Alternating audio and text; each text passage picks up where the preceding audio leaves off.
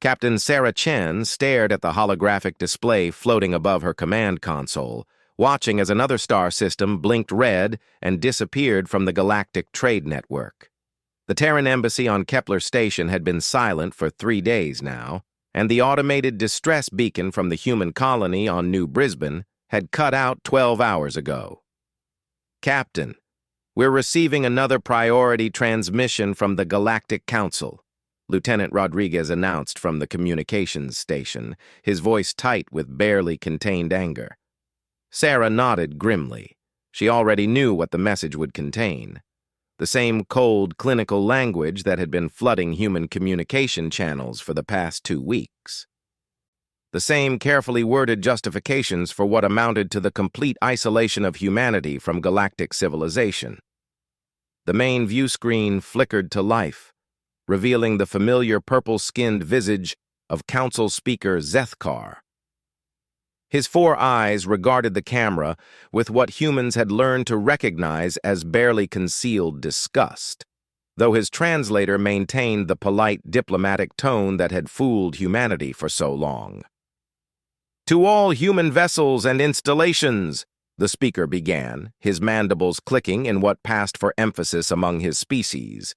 "The Galactic Council has reached a unanimous decision regarding the continued presence of humanity within civilized space." Sarah felt her jaw clench.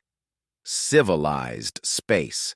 As if humans were nothing more than barbarians who had somehow stumbled into the galaxy's grand design. "Effective immediately, all human vessels are to withdraw to your home system of Sol. All trade agreements are hereby terminated. All diplomatic relations are severed. All access to galactic hyperspace networks is revoked." The speaker paused, and Sarah could swear she saw satisfaction flicker across his alien features. "Humanity has proven itself incapable of adhering to civilized standards of conduct. Your species' inherent violence and unpredictability pose an unacceptable risk to galactic stability." The transmission ended with the same bureaucratic chime that had accompanied every piece of correspondence from the Council for the past 50 years. Sarah stared at the blank screen for a long moment, feeling the weight of 300 years of human expansion into the galaxy crashing down around her. It had all started with the incident on Proxima Tertius. A human trade vessel had encountered a Veltar slaver ship attacking a defenseless refugee transport. The captain, Marcus Webb, had done what any decent human being would do. He'd intervened. In the ensuing battle, Webb's ship had destroyed the slaver vessel, saving nearly 2,000 refugees from a dozen different species. But the Veltar were council members. Ancient, respected council members who claimed that their cultural practices were being unfairly judged by primitive human standards. They filed a formal complaint demanding reparations and the immediate punishment of Captain Webb. The human government had refused. They couldn't, in good conscience, punish a man for saving innocent lives. That refusal had been the first crack in humanity's relationship with the Galactic Council. The second crack came when human colonies began refusing to pay the stability taxes that funded the Council's military forces. When humans learned that these same forces were often used to suppress independence movements and prop up corrupt planetary governments, they couldn't stomach contributing to the system. The third and final crack came when humanity formally withdrew from the Galactic Accords on Sentient Rights, citing the Council's refusal to classify certain species as sentient beings worthy of protection. The humans had discovered that the Council maintained a complex hierarchy of species, with full members at the top and provisional members, and protected species arranged below them in descending order of rights and privileges. Humans, despite their technological contributions and economic power, had never risen above provisional member status in the 50 years since first contact. They were too young, too unpredictable, too willing to challenge established order. "Captain," Rodriguez called out again, his voice interrupting Sarah's dark thoughts. "We're receiving emergency transmissions from human vessels throughout the sector. The Council's enforcement fleets are already moving. They're not giving us the 48 hours they promised. Sarah's hands moved across her console, bringing up tactical displays that showed the positions of known Council warships. Red icons were converging on human positions throughout the galaxy, and preliminary reports suggested they weren't simply escorting human vessels out of their territory. "Sir," called out Ensign Martinez from the sensor station, "I'm reading weapons fire in the Altair system. The merchant vessel Golden Dawn is under attack by Council forces." The bridge fell silent except for the steady hum of the ship's engines. Sarah felt something cold and hard settle in her stomach. The Council wasn't just expelling humanity from galactic civilization. They were actively hunting down human ships and colonies. "Set course for the Altair system, maximum warp," Sarah ordered, "and send out a general alert to all human vessels. The Council has decided to solve their human problem permanently." As her ship, the UES Defiance, leaped into hyperspace, Sarah began composing a message that would change everything. Not a surrender, not a plea for mercy, but a call to arms that would reach every human settlement from the core worlds to the frontier colonies. "To all human ships and colonies," she began, her voice steady, despite the magnitude of what she was about to propose.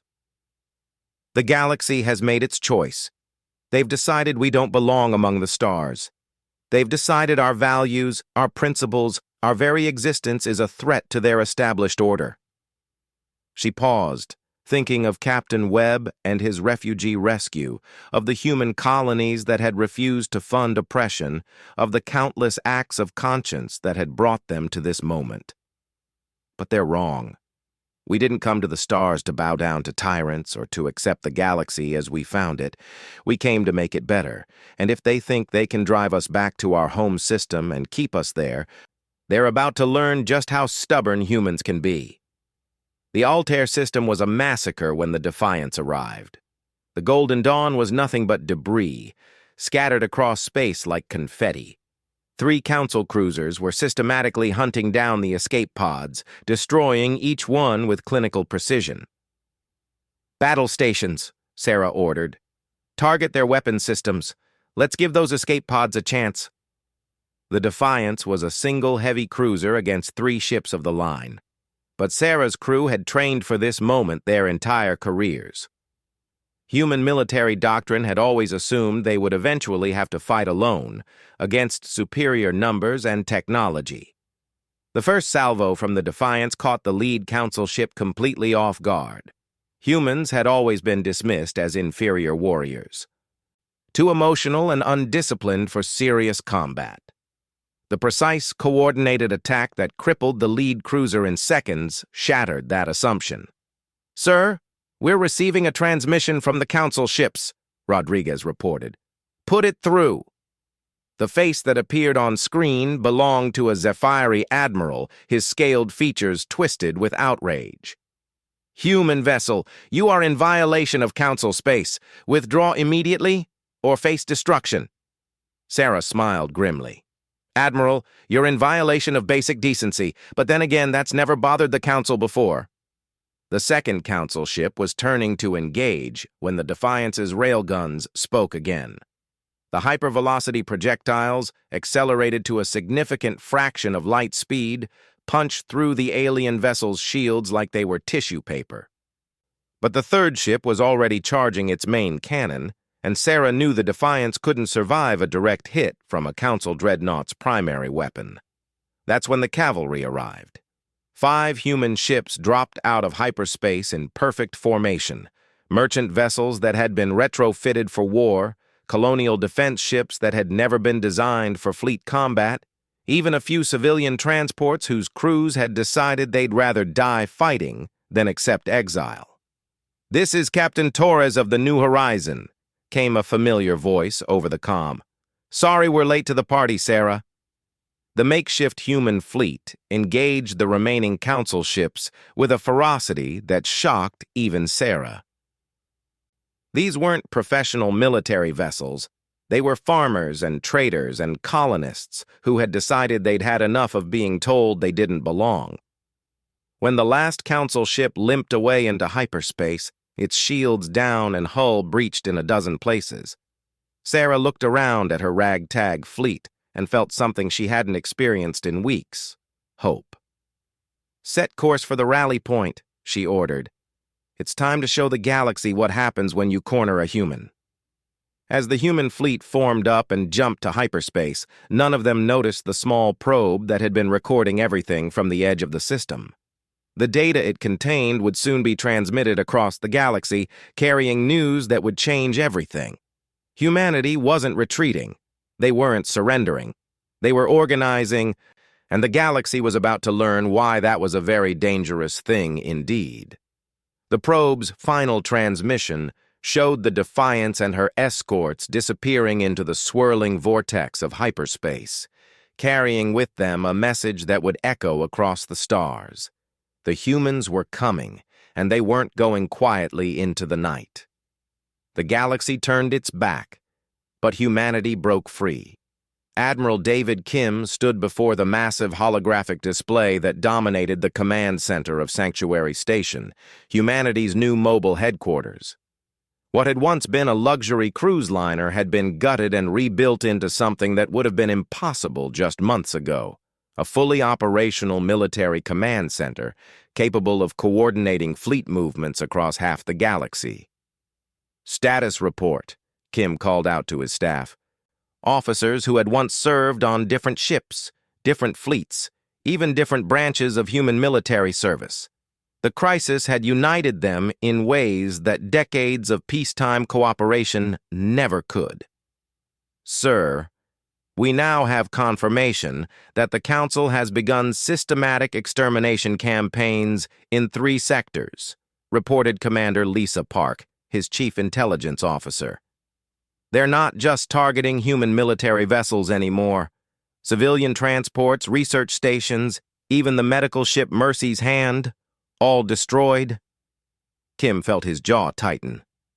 The Mercy's Hand had been carrying medical supplies to a plague-stricken world on the outer rim. The ship's crew had been volunteers, doctors, and nurses who had risked their lives to help a species that most humans had never even heard of. "What about our evacuation operations?" "Better than expected," Park continued. "Captain Chen's rescue fleets have successfully extracted personnel from 47 human installations. We estimate that nearly 80% of human civilians in Council space have been safely relocated to our forward operating bases." The forward operating bases were Kim's proudest achievement. Hidden in asteroid fields, inside gas giants, even constructed in the empty space between star systems, humanity had built a network of secret facilities that allowed them to operate throughout the galaxy without relying on traditional infrastructure. "Sir," called out Lieutenant Thompson from the communications station, "we're receiving priority traffic from the Sol system. Admiral Harrison's message." Kim nodded. He'd been expecting this call for days.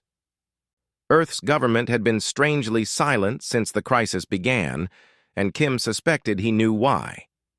The hologram that materialized was elderly, distinguished Admiral Harrison, commander of Earth's home fleet and David Kim's former mentor. The older man's face was grim as he began to speak. "David, I'll be direct. The civilian government has voted to accept the Council's terms. We're recalling all human vessels to Sol, and we're surrendering custody of any humans who violated Council law." Harrison paused, seeming to age years in the silence. "That includes you and your entire command staff." Kim felt the bridge around him go silent. Every officer, every technician, every person who had sacrificed everything to keep humanity's flame burning in the darkness was now officially a criminal in the eyes of their own government.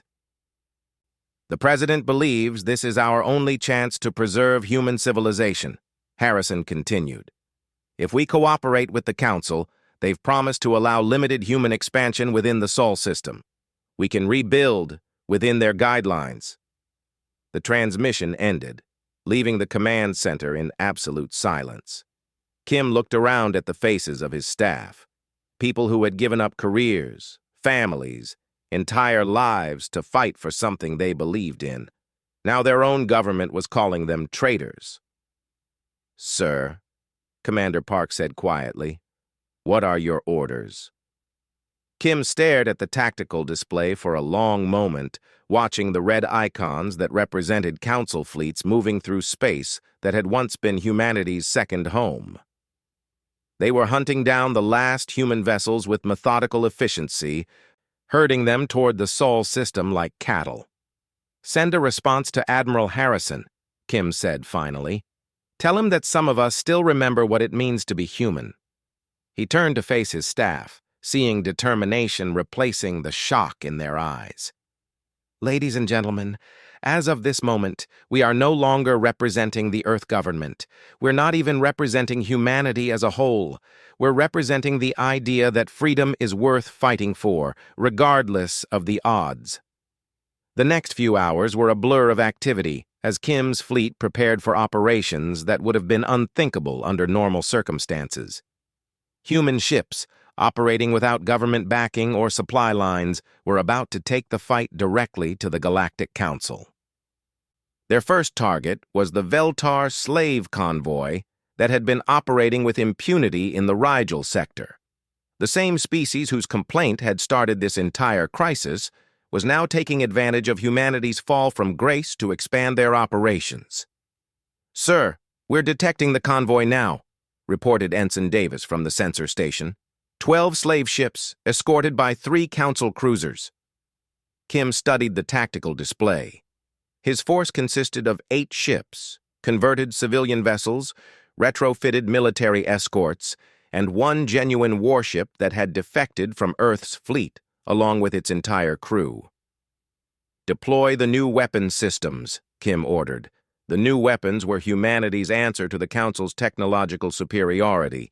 Instead of trying to match alien technology directly, human engineers had focused on innovation and adaptation. The railgun salvos that had surprised the Council at Altair were just the beginning. The first surprise was the stealth torpedoes. While Council sensors were designed to detect traditional energy weapons and mass drivers, they struggled to track the small, cold-launched projectiles that carried devastating explosive payloads. The second surprise was the cyber warfare package. Human computer specialists had discovered that the galaxy's various species had developed remarkably similar computer architectures, making them vulnerable to precisely targeted digital attacks.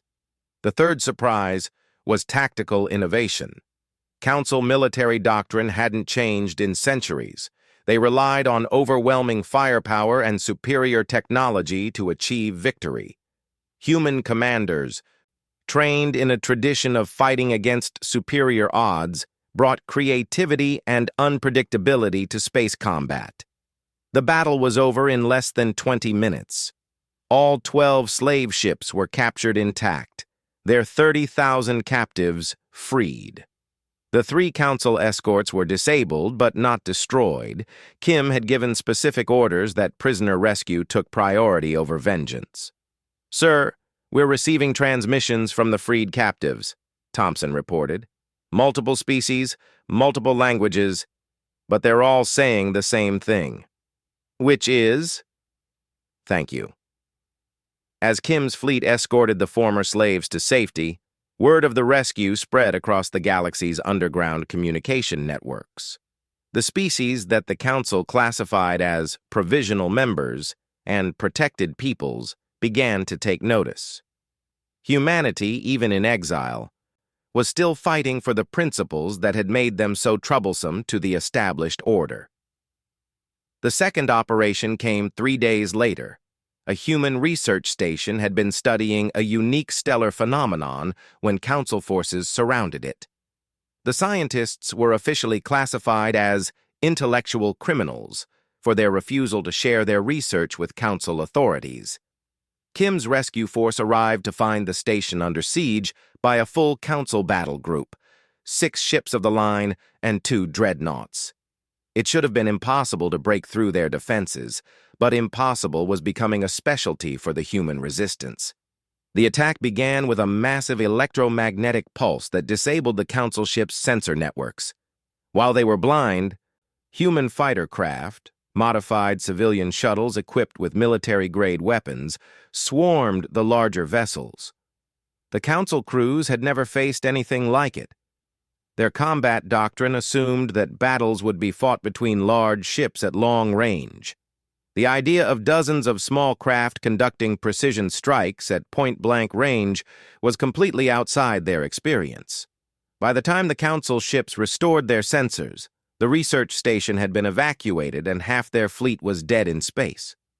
"Sir, the Council Dreadnought Eternal Glory is requesting a ceasefire," Thompson reported. Kim considered the request.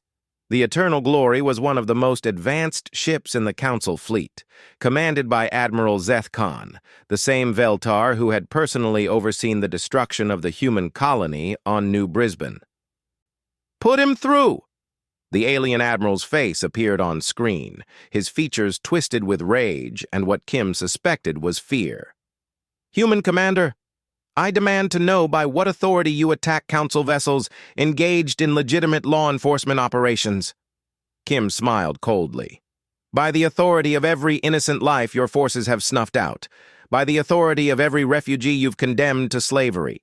By the authority of common decency, which seems to be in short supply in your Council." "You cannot win," the Admiral hissed. "Your entire species numbers less than 50 billion. The Council commands the loyalty of trillions.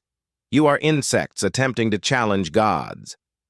"Maybe," Kim replied, "but insects can be very annoying when they swarm." The transmission ended, and Kim turned back to his tactical display.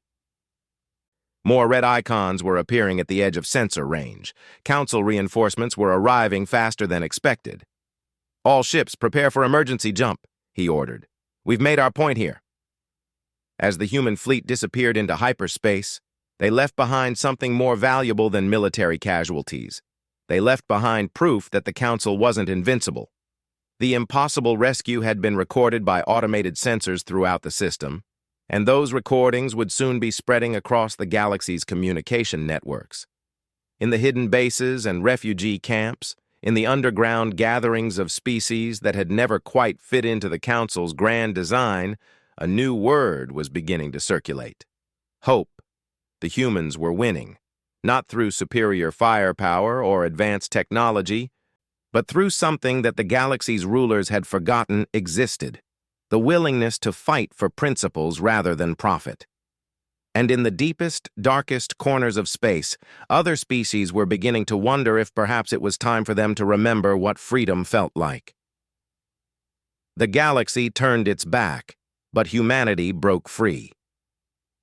The emergency session of the Galactic Council had been called after the Rigel incident, but it was the Battle of the Sanctuary that finally brought every species representative to the Great Assembly Hall on the Council's home world. Speaker Zethkar stood before the massive curved amphitheater, his 4 eyes scanning the assembled delegates with barely concealed fury. "Honored representatives," he began, his translator rendering his words in dozens of different languages simultaneously. "We face the greatest threat to galactic stability in over 1,000 years." Murmurs rippled through the assembled delegates. The Kepler, with their crystalline bodies that chimed softly when they moved. The massive, turtle-like Brontari who communicated through bioluminescent displays on their shells. The ethereal Whisper Wraith, whose form seemed to shift between dimensions as they observed the proceedings. "The human infestation has spread beyond our initial calculations," Zethkar continued. "What we assumed would be a simple extermination campaign has become a galactic insurrection." The holographic display behind him showed a 3-dimensional map of the galaxy, with red zones marking areas of human resistance activity.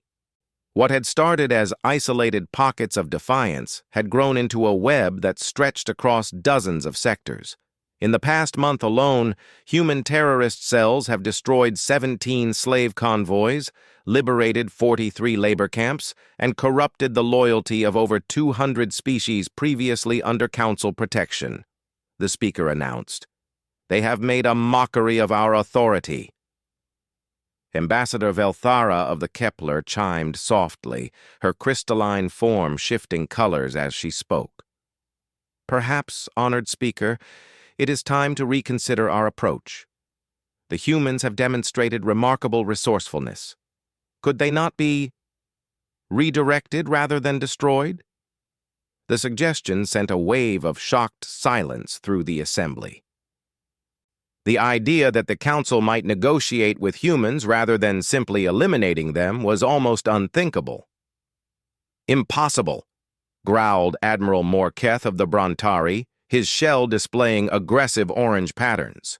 "The humans have proven they cannot be controlled. They refuse to accept their place in the natural order. They must be eliminated completely, or they will corrupt the entire galaxy with their anarchistic ideals." But even as the council debated humanity's fate, Admiral David Kim was preparing to make their discussion irrelevant. The hidden fleet base constructed inside the hollowed-out asteroid, Ceres had become the nerve center of human resistance operations, and Kim had just received the intelligence report he'd been waiting for. "Sir, we've confirmed the location of the Council's primary fleet yards," Commander Park reported, her voice tight with excitement. "The Helix Nebula, Sector 7 Alpha. Our deep reconnaissance teams estimate over 300 ships under construction, including 12 new dreadnoughts." Kim studied the holographic display showing the massive industrial complex hidden within the nebula's swirling gases. The facility was the heart of Council military power. Destroy it, and their ability to wage war would be crippled for decades. "What about defenses?" "Extensive but predictable," Park replied. "They're relying on the nebula's natural interference to hide them, plus a standard defensive grid, 24 battle stations, continuous patrol coverage, and a garrison fleet of 60 ships." Kim nodded slowly. The target was heavily defended. But human intelligence had identified a weakness that council planners had never considered. The facility's defenses were designed to repel a conventional assault by enemy fleets, not the unconventional warfare that humans had perfected. "Begin Operation Prometheus," Kim ordered. "Signal all resistance cells. It's time to light the galaxy on fire." Across human space, sleeper agents who had been infiltrating Council installations for months activated simultaneously. The cyber warfare specialists that humanity had been training in secret began their work, targeting the communication networks that held the Council's vast empire together. On 17 different worlds, human sabotage teams struck at crucial infrastructure points, power plants, communication relays, transportation hubs, all chosen to maximize disruption while minimizing civilian casualties. But the main event was happening in the Helix Nebula, where Kim's assault fleet was preparing to attempt the impossible. The human force consisted of 47 ships, most of them converted civilian vessels that had no business fighting against military targets. They were facing a defensive force nearly 3 times their size, protecting the most strategically important facility in Council space. "Sir, we're detecting movement from the garrison fleet," reported Captain Torres, whose ship New Horizon had become Kim's most reliable escort. "They're forming up to intercept us." "Execute Plan Delta," Kim ordered. The human fleet suddenly scattered, breaking formation in a way that would have seemed like panic to Council observers. The garrison fleet moved to pursue, confident that they were chasing down fleeing civilians. They were wrong. The scattered human ships weren't retreating, they were taking position for the galaxy's first 3-dimensional space battle. Using the nebula's natural interference to mask their movements, the human vessels moved above and below the ecliptic plane, surrounding the Council fleet in a sphere of death. When the attack began, it came from every direction at once. The Council ships, designed for traditional line-of-battle combat, found themselves facing enemies from angles their architects had never considered. "Council Fleet Command, this is Admiral Kim of the Human Resistance," David broadcast on all frequencies. "I'm offering you one chance to surrender. Your ships are surrounded. and your defensive positions have been compromised. The response was a coordinated barrage from the entire garrison fleet, plasma bolts and particle beams lighting up the nebula like a deadly fireworks display. Kim's response was to unleash the weapon that human scientists had been developing in secret for months, the Nova Torpedo.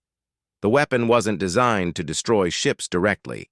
Instead, it triggered controlled fusion reactions in the nebula's gas clouds, turning the entire battlefield into a maze of superheated plasma and radiation that disabled sensors and overwhelmed shields.